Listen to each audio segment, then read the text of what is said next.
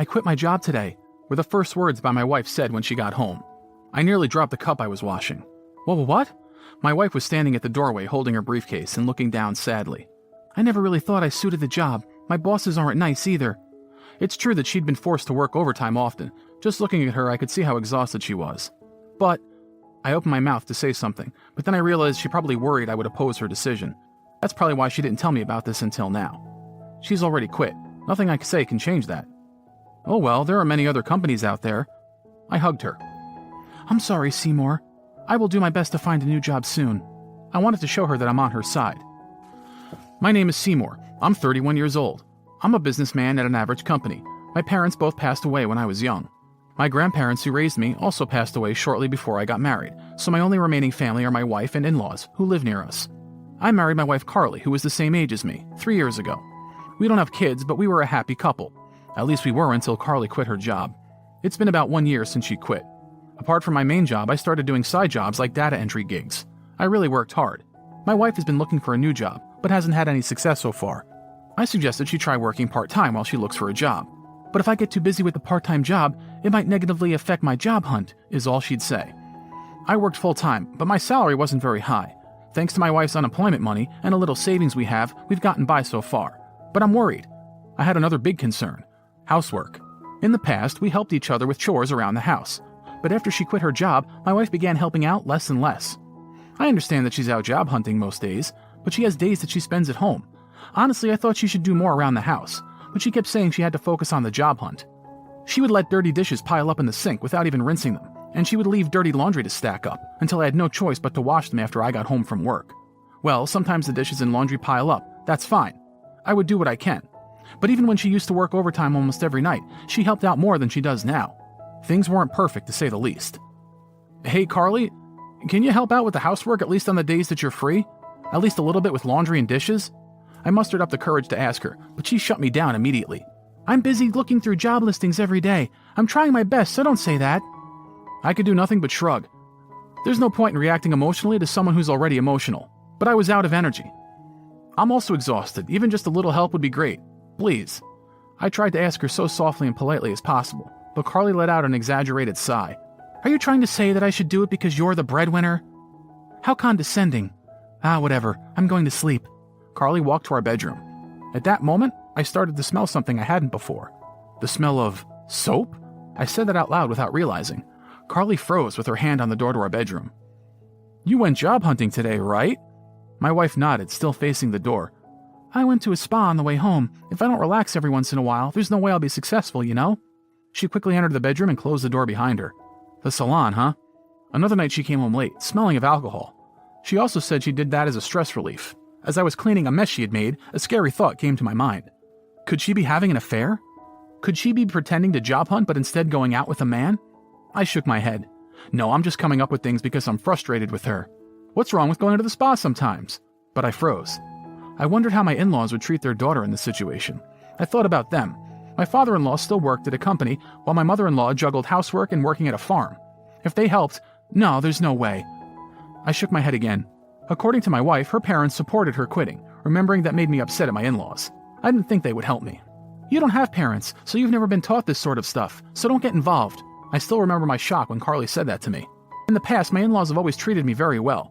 But recently my wife mentioned that her parents don't like me, so I've been keeping my distance. Even if we were close, it's probably best not to drag my in-laws into arguments my wife and I are having. I just need to get myself together. Deep in thought, I started doing the laundry. One morning, a few days later, I was on my way to work as usual. I was crossing a pedestrian bridge near my work. My legs feel shaky. I must be tired. I felt under the weather, and on top of that, it was raining. I wasn't in a great mood. By the time I noticed, it was too late. I slipped and the whole world spun in front of my eyes. I heard a loud noise, and pain jolted through my body. I felt a sharp pain in my left ankle, and I lost consciousness. The next time I opened my eyes, I was laying on a hospital bed. According to the doctor, I had slipped and fallen down the stairs of the pedestrian bridge. My whole body was bruised. I had completely broken my left ankle, and so on. In the best-case scenario, I would have to stay in the hospital at least a month. The surgery on your ankle was a success. You unconsciously protected your head with your arms as you fell, so luckily you only have a few scratches on your face. The doctor said I should consider myself very lucky, and left my room. Shortly after, my wife came to visit. Your company called me. I was so shocked. It seems that one of my colleagues discovered me passed out on the ground near the bridge and had called an ambulance. My wife brought me a change of clothes and my phone charger. This will be enough, right? Honestly, she didn't bring enough clothes, and it would have been helpful if she brought me a towel and some toiletries. But I'm sure she must have been in such a rush she didn't have time to think. I was grateful she brought anything at all. Thank you. If I need something else, she'll bring it, right? Yeah. By the way, while you're not at home, my mom will come by and help with the housework here and there. So don't worry. This surprised me. Your mom?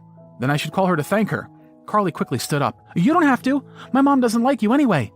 The atmosphere in my hospital room grew very uncomfortable, so I could do nothing but nod quietly. 3 weeks passed and my wife never came to visit. I sent her messages asking her to bring me things, but she ignored them all. If she ever replied, it would just be to say I was asleep, or excuses like, I'm busy now, so I can't. I wasn't healing as quickly as I hoped, so I had to extend my stay in the hospital. When I texted her about that, all she said was, okay. My bosses showed up way more often than her. We're so glad to see you're doing okay. Don't worry about work and rest, is what they would say when they'd visited. I had to buy things I needed, and had to pay the hospital cleaning service to do my laundry. I ended up having to spend more money than I could afford. I wanted to call my wife, but I shared my hospital room with other patients who wanted the room to be very quiet. If I wanted to go to a lobby or somewhere else where I could talk, I would have to ask a nurse to take me out with a wheelchair, so it was inconvenient. That's right, I should thank my mother-in-law. My mother-in-law's face came to mind. Though my wife said I didn't have to, I thought it was for the best. I felt embarrassed that I had forgotten to call until now. I asked the nurse to take me out of my room, and I called my mother-in-law. Seymour, it's been a while. My mother-in-law answered the call with a bright and happy voice, but I was so nervous that my voice trembled. It's been a long time. I heard that since I've been hospitalized, you've been helping Carly out with the housework. I'm really sorry for causing you this trouble. Actually, my hospital stay was extended. After my apology, my mother-in-law was silent. I began sweating because I was worried she was angry at me. What are you talking about? I'm not helping Carly with anything. Huh? She had no reason to lie. I explained to my mother-in-law about my accident and surgery and that I was hospitalized. What? You're in the hospital? Why haven't you told me earlier? I'll be there soon. She suddenly hung up the phone and I was left stunned. Huh? This isn't what I expected. She should hate talking to me. 2 hours later, my mother-in-law entered the hospital room. She had gone out of her way to buy me clothes, towels, and water bottles. She looked at me and flinched. That looks painful. Are you okay? I will start coming to visit you every day, so please tell me anything you need, all right? It had been a while since we last met in person, but she was treating me as kindly as if I were her real son. I thanked my mother-in-law, and then told her how Carly hadn't visited me since my first day in the hospital, and about how Carly mentioned she would help out at the house. Why would Carly lie like that? I never heard anything about you being hospitalized. You must have been so lonely without anyone visiting you. I'm so sorry. My mother-in-law gently rubbed my back, and without realizing I began to cry. I'm sorry, I thought you hated me. What? Of course not. I worried you hated me. It seems we both misunderstood each other and had felt uncomfortable until now. We candidly spoke about what had happened, and we quickly understood that Carly had tricked both of us. On top of that, my mother-in-law didn't know that Carly had quit her job. All that girl does is tell lies. My mother-in-law looked incredibly disappointed, and she let out a deep sigh. It seems that ever since my wife was a child, she would lie in order to cover up her own bad deeds. She was worried that her parents would be on my side, so she had planned to pit us against each other. That's why Carly made us think that we hated each other. Both my mother-in-law and I agreed that Carly was acting very suspiciously. Carly had done other things to make me wonder if she's having an affair. Can I ask you a favor? I whispered something to my mother-in-law. I will ask my husband to help and we'll see what we can do. She replied with a nod. 2 months after I was hospitalized, I was finally discharged. Why didn't you ever come to visit me? I saw your text. That's why I'm here to pick you up. I've been busy, but listen, I got a new job and it's at an amazing company. My wife came to the hospital to pick me up, and she spoke about how hard searching for a job had been during the whole taxi ride home. Well, I guess we have to celebrate. When I said that, Carly's face lit up. That's right, we'll celebrate you getting discharged as well, returning to our home for the first time in months. Carly took off her shoes and entered the living room without me. I sighed and struggled slowly to take off the shoes of my own. I entered the living room and saw my wife standing there frozen in place. What's this? She was looking at the table, on top of which were divorce papers. My part was already filled out, and my in-laws had signed as the witnesses. What do you mean by this?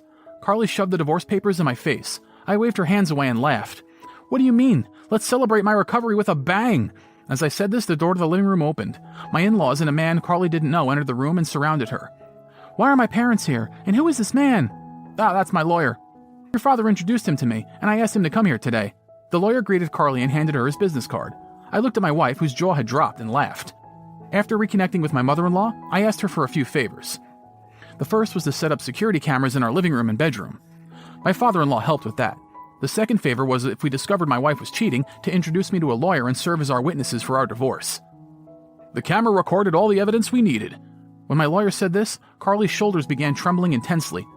They thought it was best for me not to see the recordings, so my in-laws never showed me what the cameras had filmed. But when my mother-in-law visited me at the hospital and whispered to me, "We have evidence," I understood everything. Those recordings must have been hard for Carly's parents to watch. While your husband was in the hospital, a man stayed over at your home many times. You can't talk your way out of this. That's an invasion of privacy. Carly tried to bite back after hearing what my lawyer had to say. You idiot! You should first apologize to Seymour. My father-in-law slapped Carly across the face. She fell to the floor and held her cheek while looking away from us. We're renting this house under my name. All I did was install security cameras in case someone tried to break in. How dare you treat my home like it's some sort of hotel? You're disgusting. I'm not sure it was because of the pain of the slap or because of her shame, but Carly began to cry. She got on her knees in front of me and began to tell me about her lover. He was the son of the CEO of the company she was going to begin working at. When she went to their office for an interview, he had hit on her. Initially, she quit her job because she genuinely hated it and was serious about finding a new job, but once she met her lover, she got distracted, and she fell in love. When I was hospitalized, he stayed over at our house whenever he wanted.